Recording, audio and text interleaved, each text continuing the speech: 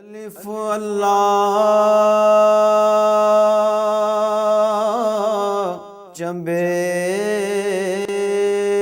دی بوٹی۔ اعوذ باللہ من الشیطان الرجیم، بسم اللہ الرحمن الرحیم۔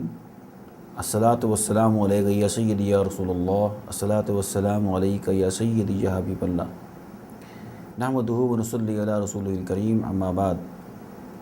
پروگرام الف اللہ چمبے دی بوٹی کے ساتھ آپ کا میزبان علاؤالدین صابری حاضر خدمت ہے۔ ناظرین، جیسا کہ آپ کے علم میں ہے کہ اس پروگرام کو پیش کرنے کا مقصد جہاں سقی سلطان باہو رحمۃ اللہ تعالی علیہ کہ اس مشہور عارفان کلام کو آپ تک پہنچانا، بلکہ اس کا مختصر اردو ترجمہ اور اس کا روحانی تصرف جو اس کلام میں حضرت نے پیش کی ہے وہ بھی آپ تک پہنچانا،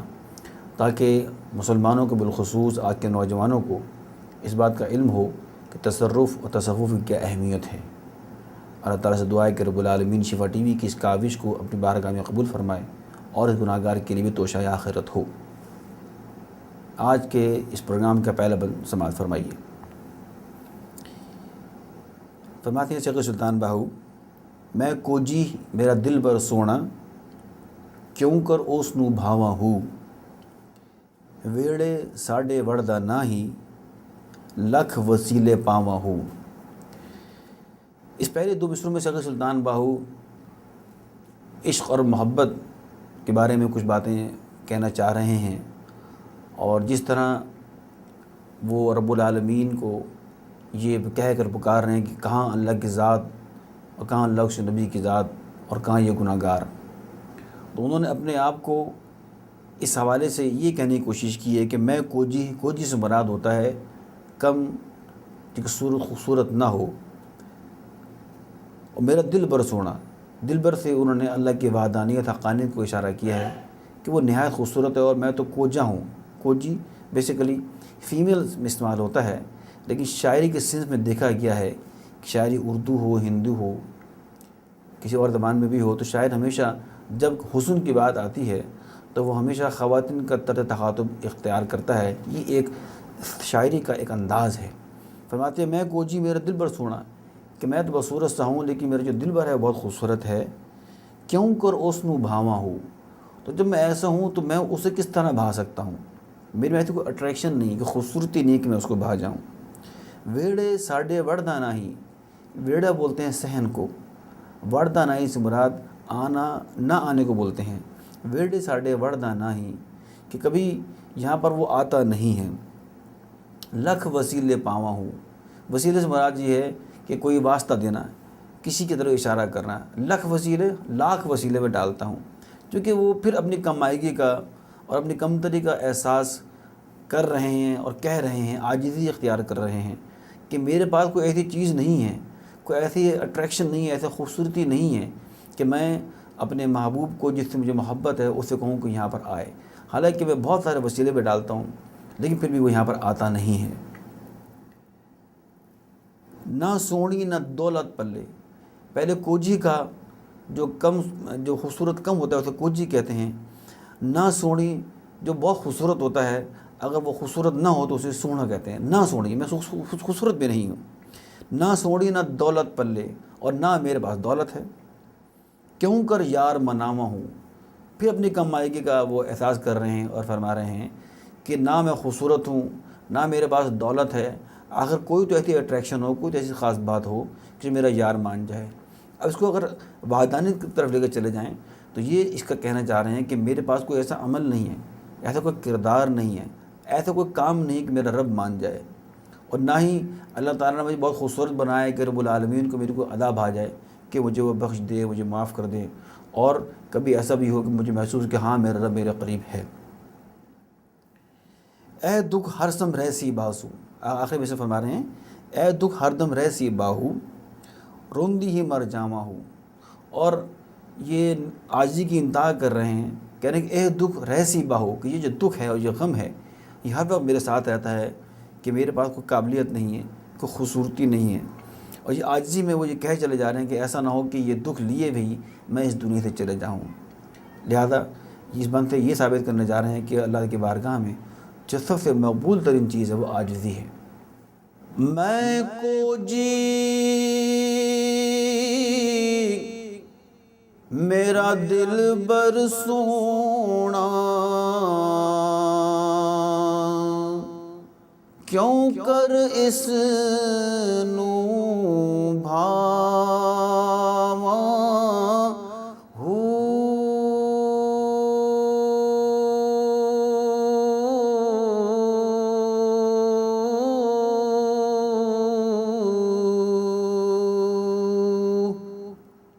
ویڑے ساڈے وڑدا نہیں لکھ وسیلے پاواں ہو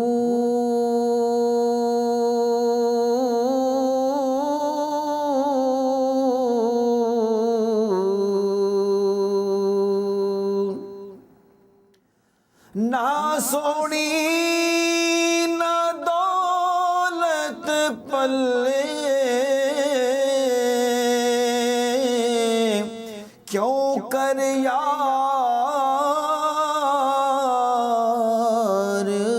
مناواں ہو اے دکھ ہر دم رہسی باہو اے دکھ ہر دم رہسی باہو روندی ہی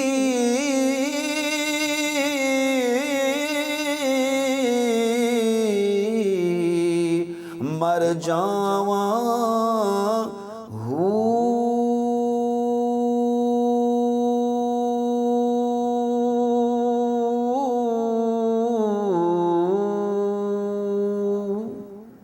سبحان اللہ ناظرین، ایک اور بند پیش کر رہے ہیں، سماعت فرمائیے۔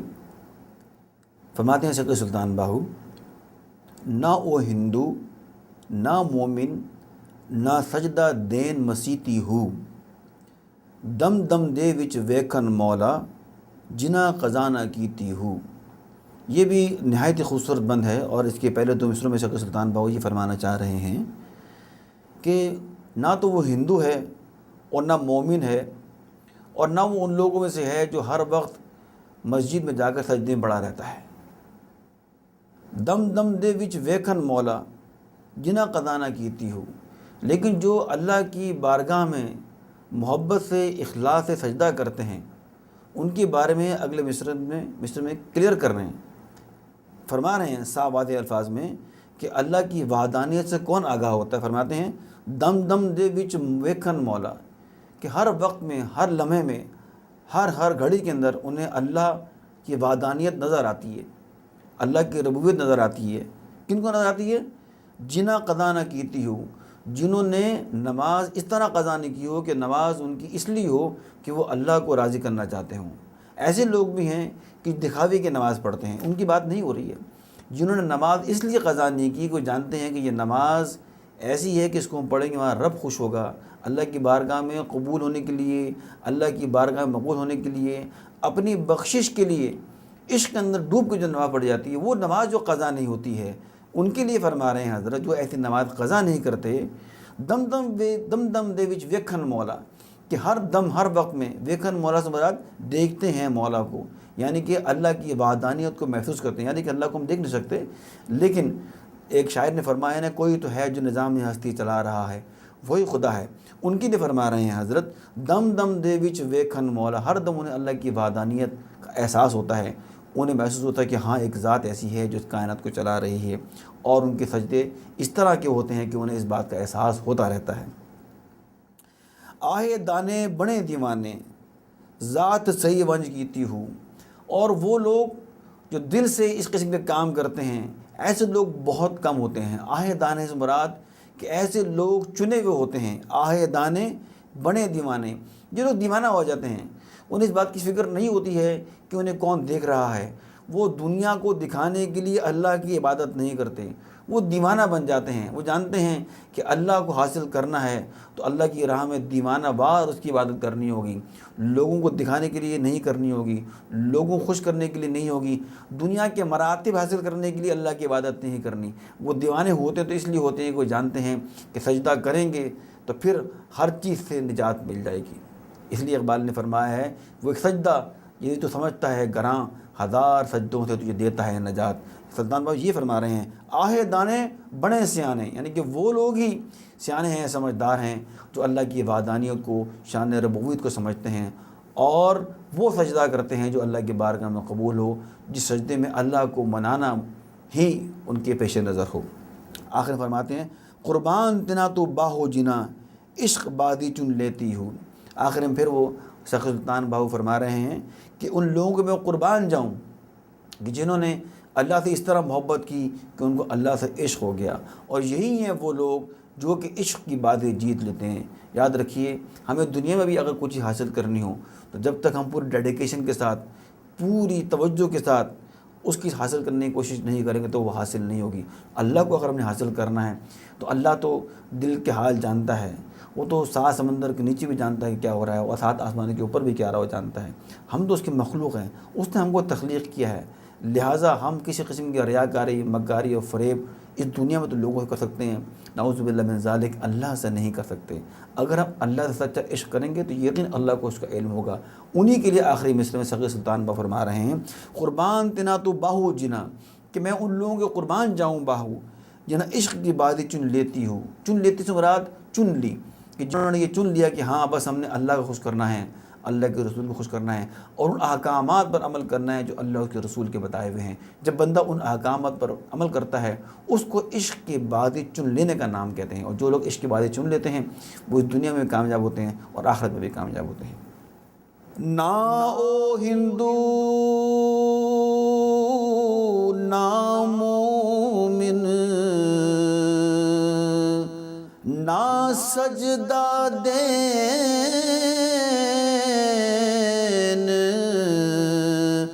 مسیتی ہو۔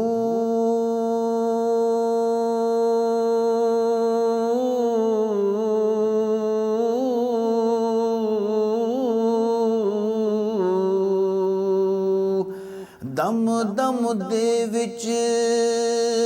ویکھن مولا جنا قضا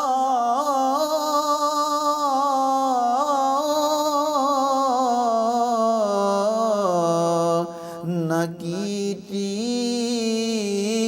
ہو۔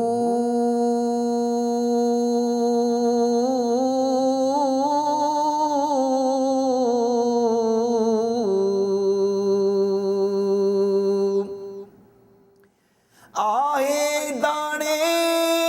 بڑے دیوانے ذات صحیح ونج کیتی ہو۔ قربان تنہا تو باہو جنہا قربان تنہا تو باہو جنہا قربان تنہا تو باہو جنہا عشق دی بازی چن لیتی ہو۔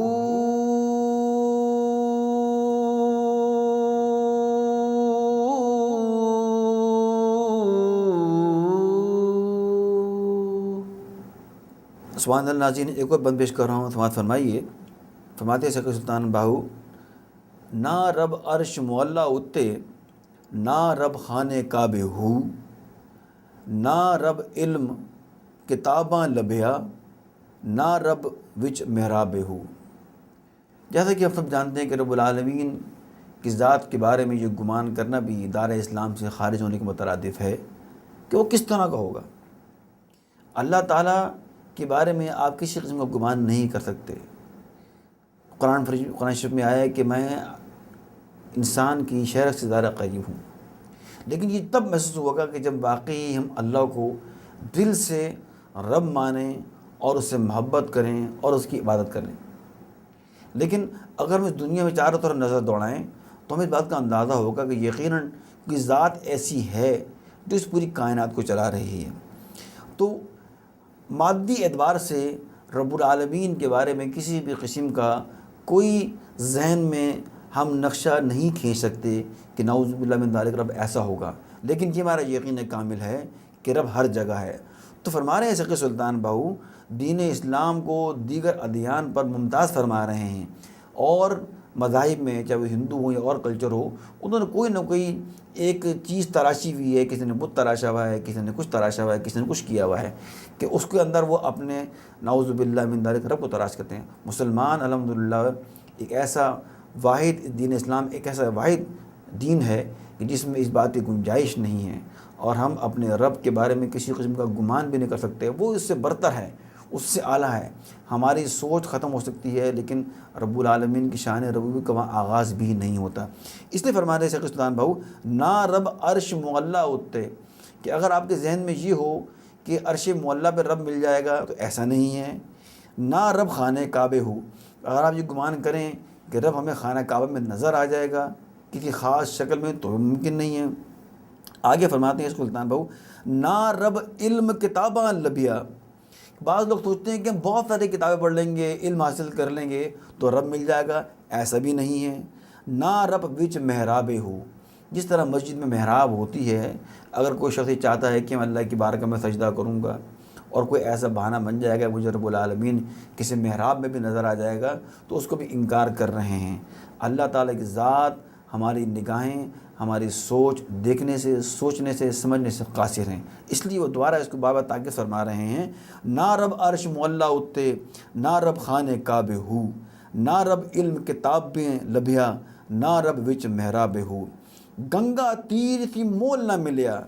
پینڈے بے حساب ہو۔ یہاں پر انہوں نے ہندوؤں کی طرف اشارہ کیا ہے، ہندو مذہب کی طرف اشارہ کیا ہے۔ دیکھیں یہ ایک مثبت تنقید ہے، کسی بھی خدا خاطہ شیخ سلطان بہو کسی کا تمسخر نہیں اڑا رہے، کسی مذہب کے بارے میں کوئی ایسی بات نہیں کر رہے، کوئی نازیبہ گفتگو نہیں کر رہے، صرف دین اسلام کو دوسرے مذاہب سے ممتاز کرنے کی ایک ادنیٰ سی کوشش کر رہے ہیں، اور یہ ثابت کر رہے ہیں کہ ہاں دین اسلام ہی وہ مذہب ہے جو سچا ہے، اور ثابت بھی کر رہے ہیں۔ فرما رہے ہیں، گنگا تیر سی مول نہ ملیا، کہ بعض لوگ گنگا میں جاتے ہیں، نہاتے ہیں، دھوتے ہیں، پینڈے بے حساب ہو، بے حساب محنت کرتے ہیں، لیکن رب تو ان کو بھی نہیں ملتا۔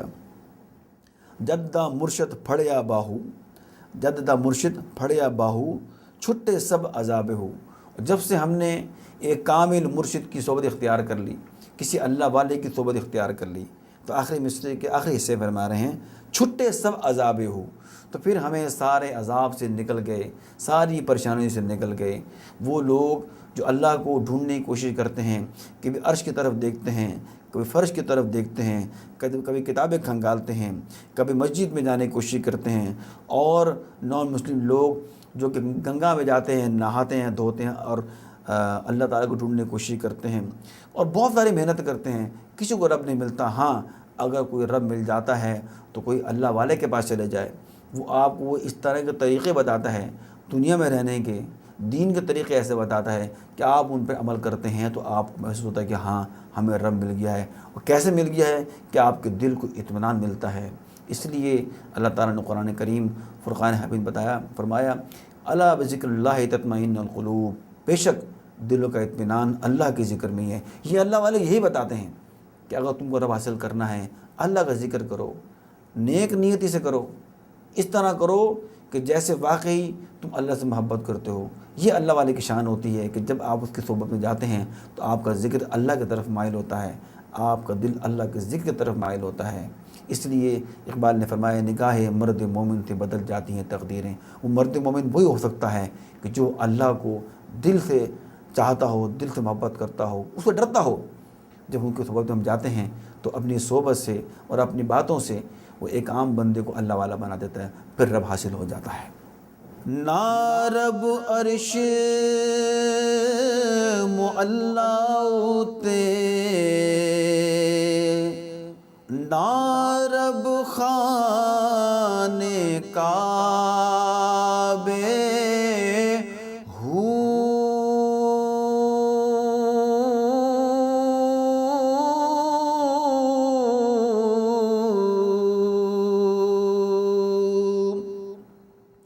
نا رب علم کتابی لبیا، نا رب وچ کچھ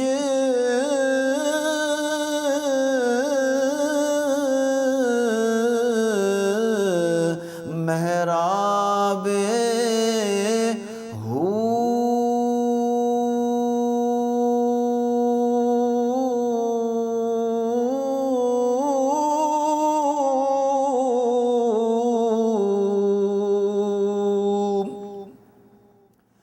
گنگا تیر تھی مول نہ ملیا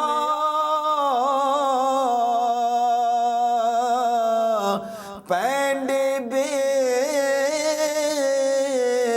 حساب ہو جد دا مرشد پھڑیا باہو جد دا مرشد پھڑیا باہو جد دا مرشد پھڑیا باہو چھٹے سب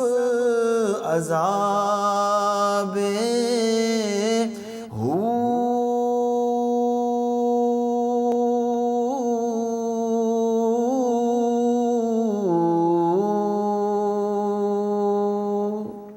ناظرین کے ساتھ ہمارے آج کے اس پروگرام کا ختم ہوتا ہے. انشاءاللہ اگلے پروگرام میں کچھ نئے بند لے کر آپ کی خدمت میں حاضر ہوں گے. اللہ تعالیٰ سے دعا ہے کہ پروگرام کے دوران میں غلطی ہو گئی سہو ہو گئی ہو تو اللہ کی بارگاہ میں معافی کا خواستگار ہوں. انشاءاللہ اگلے پروگرام میں حاضر ہوں گے. وما علینا الا البلاغ المبین. اللہ